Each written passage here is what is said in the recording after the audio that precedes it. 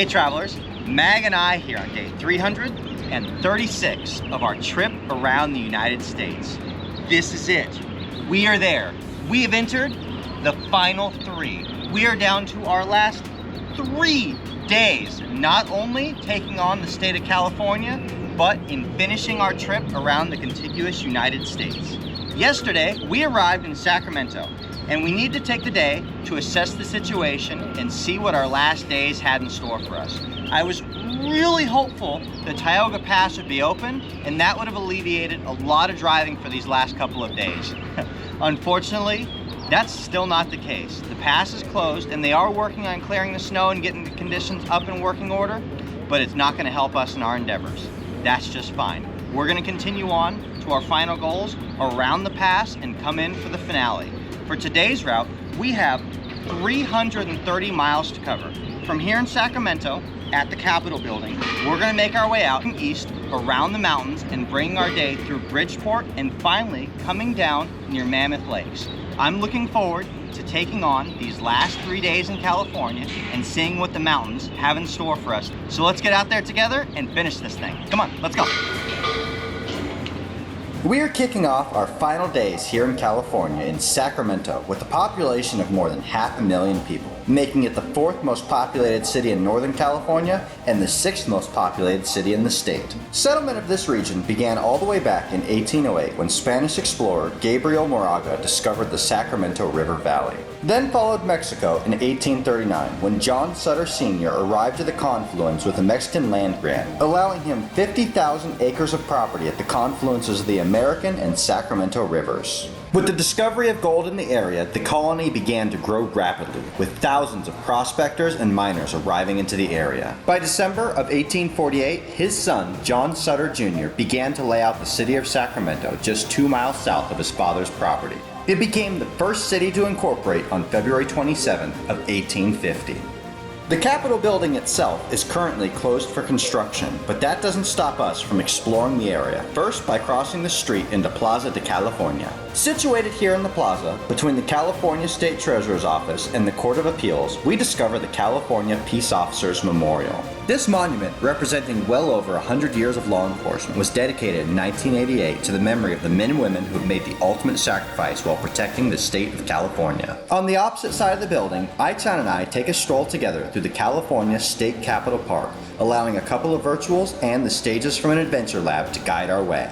The 40-acre gardens here include over 1,000 trees representing over 200 species from around the world. And to say that we could spend all day exploring the Capitol grounds is not an exaggeration, as there are more than 150 memorials representing significant events and people from California history. While we don't have nearly time enough to see them all, the one monument that we could not pass up on here was the California Vietnam Veterans Memorial, dedicated in 1988. It is a tribute to the more than 350,000 California veterans who served in Vietnam. With the 22 black granite panels circling the monument engraved with the names of 5,822 California veterans who died in the war or are still missing.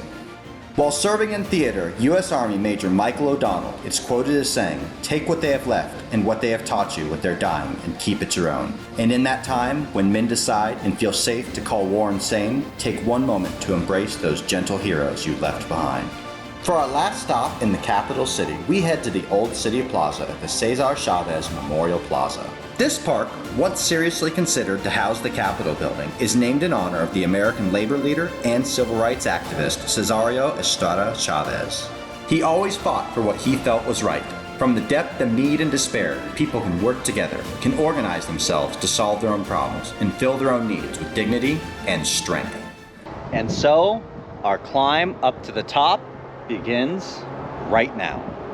From out of Sacramento, Aichan and I begin our ascent into the Sierra Nevada mountain range, rising through the El Dorado National Forest. This well over 100,000 acre national forest sees more than 500,000 visitors each year. They come to enjoy its more than 900 lakes and ponds and explore more than 1,000 miles worth of trails to be found out here. From a mere 30 feet of elevation in Sacramento, we cross through the forest, rising to over 7,000 feet at Echo Summit.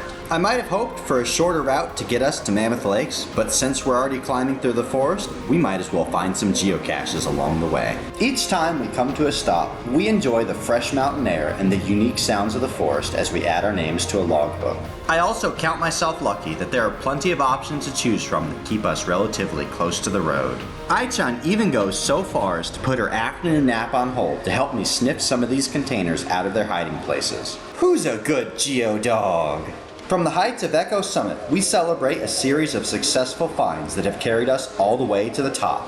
From all the way up here, above 7,000 feet, I just want to give a little shout out to our ever-present, often unseen, third member of the party, the Geomobile. And it has taken quite the beating, but it is still going, and it is going to carry us across the finish line. We are just getting started though, next crossing into the over 6 million acre Toyabi National Forest. This is the single largest national forest to be found anywhere in the contiguous United States. While the vast majority of this forest is located in Nevada, the portion that we need to cross to extends into eastern California as well. It is rather unique as national forests go too, with disconnected sections separated by vast distances between them. Never one to pass up an opportunity to make a fun find in a unique location, we continue to hunt geocaches down all along this stretch. These finds really help to break up the long drive, keeping us entertained the whole way through. Think not about how damaged this container is, and instead, just admire the fact that it has managed to hold on despite the forest around it being melted, and doing its job pretty well.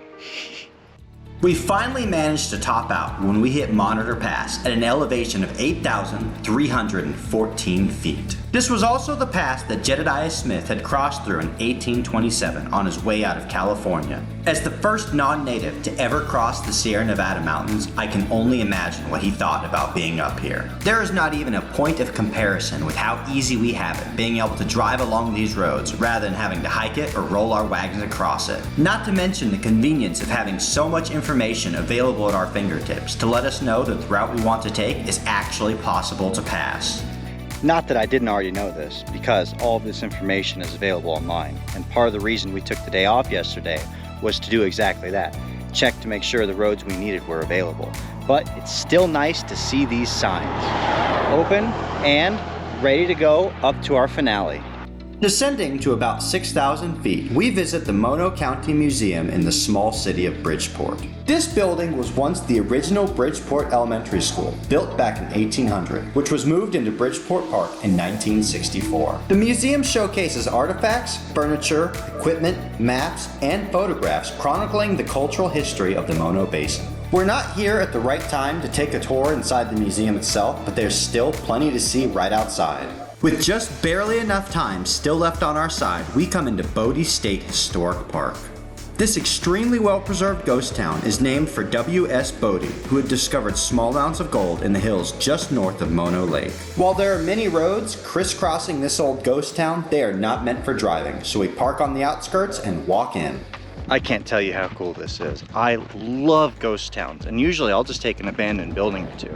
But to have an entirely preserved ghost town to explore, oh, this is a dream kind of virtual for me. Through a fortunate stroke of bad luck, a cave-in in a mine in 1875 revealed a rich vein of gold ore right here. Knowing that there was gold to be had underfoot, the Standard Company purchased the mine within a couple of years, and people began to flock to the area in droves. Practically overnight, Bodie became a boom town, bursting at the seams with people seeking riches. There's just something really daring about having your fireboxes made out of wood. Good luck with that one. And no, there was no good luck to be had out of that one. It was a bad idea all around. At its peak, this town housed more than 8,000 people spread through over 2,000 buildings. That population began to steadily decline in 1881 when the mine went belly up. And those structures suffered immensely from the lack of adequate fire protection. 2 large fires swept through the town, reducing over 90% of those buildings to piles of ashes.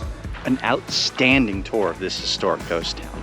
And we still have a little bit of daylight still left on our side, so we're gonna see if we can get to the end of today's route and possibly a little ahead for tomorrow. Keep your fingers crossed, because we're trying to keep this show on the road. I had originally intended for the part of our route heading south past Mammoth Lakes to be our exit from the state of California, but all plans change and we must change with them. Unable to sign off on the DeLorme Challenge final, held in the CO's possession in Roseville earlier in the day, we know we must make a return trip tomorrow. We follow the road south, all the way into Swall Meadows to get our furthest southeast page that we need, before turning around and heading back again. The sun is setting down on us by the time we track down the last few finds we need for the page qualifiers and bring our night to an end. And there it is. We have managed to make it through our entire route for the day. We began our morning in Sacramento, right in front of the state's Capitol building. And once we finished up touring through the grounds over there, we began to work our way up into the mountains. We have been climbing all day long through the national forests, gaining elevation, and just having generally beautiful views all the way around.